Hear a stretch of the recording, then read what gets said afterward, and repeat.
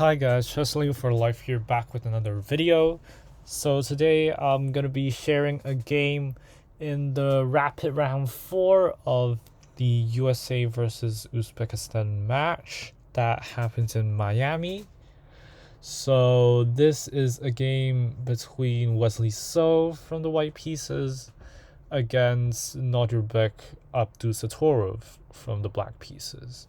So without further ado, let's dive right into it. So this is a Sicilian, very normal stuff, the Najdorf, and an early knight g4 challenging the bishop, which Wesley just nonchalantly go back and is saying,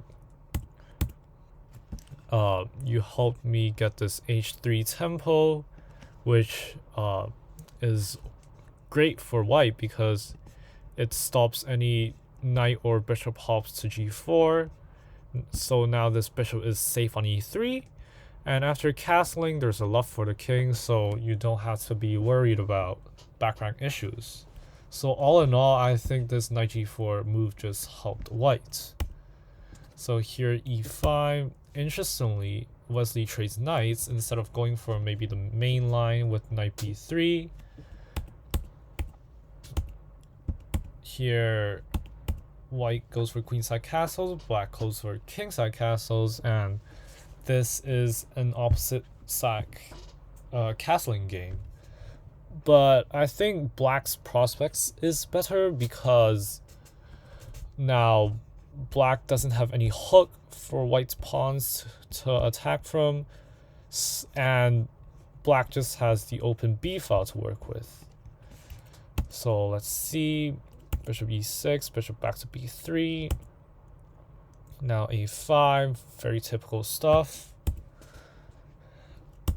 f4, just take it because white was threatening f5.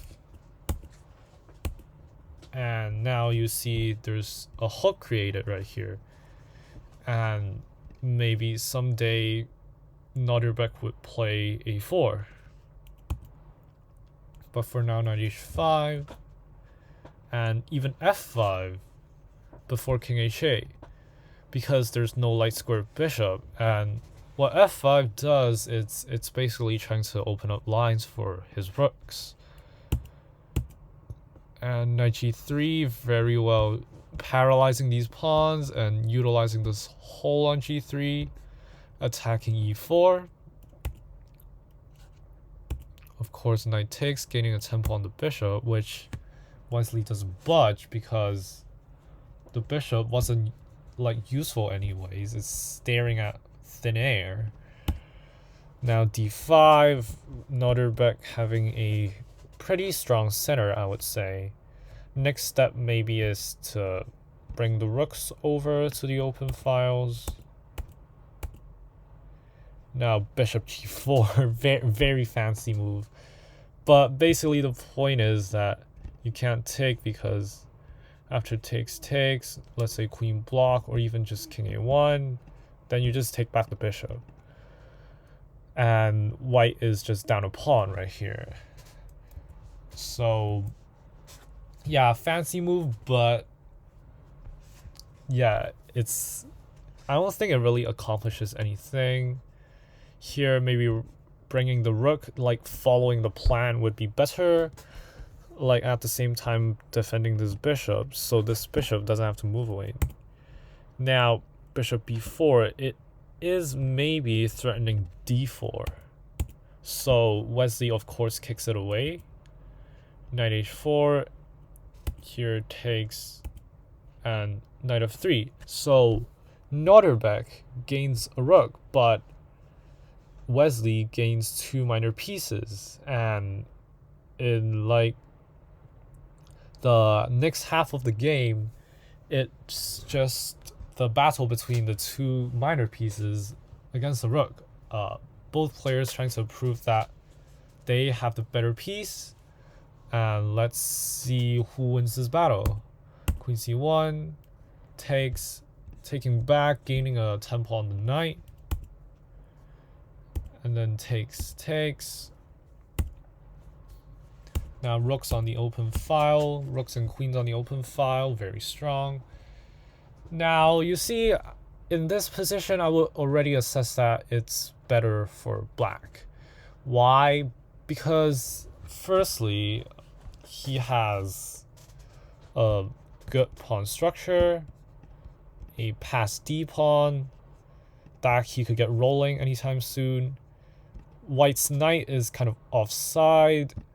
He can maybe jump to c5 later, but then because of the third reason, which is an unsafe king with these pawns, like what are these pawns gonna do to protect the king? So the king is kind of unsafe, and that's why I think black is slightly better in this position. Here, creating a luff for the king. I would already consider g5 right here, trying to break open the position of the black king. Exactly. But Nodirbek just, of course, he doesn't allow that. And just centralizing the queen. Rook down to the second rank is very nice, very strong. Now queen d1 is given a blunder, but I mean white's position is already very hard to play. Here you have to maybe go like knight c5, trying to activate the pieces faster, because after, I don't know what queen d1 does, just taking on h4 protects the h5 pawn, so queen d1 accomplishes nothing.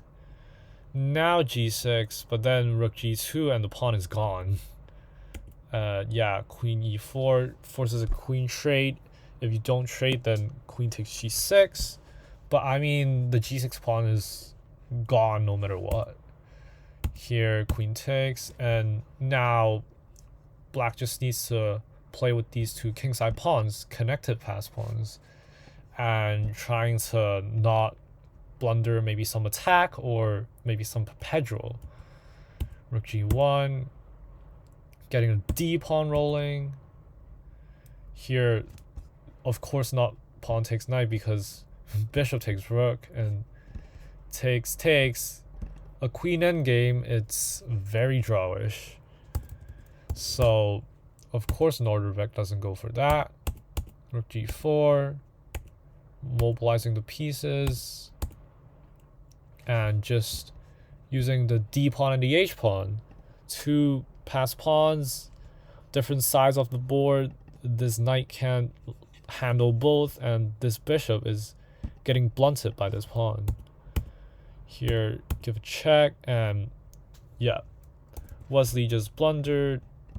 I mean, you knight f1, but then the knight is lost right here because it's pinned, and Wesley chose to die the other way, which is just king c2, which allows d3 check, and if you move the king up, then this is checkmate, and if you take the pawn, then decoy. So yeah, that's a pretty nice game won by Nodirbek, proving that a rook and a pawn is better in the endgame than a knight and a bishop. So that's it for today. Stay tuned for more chess content. Make sure to like and subscribe. I'll be posting the blitz games of the USA versus Uzbekistan later. So stay tuned, make sure to subscribe, and I'll see you all next time. Bye.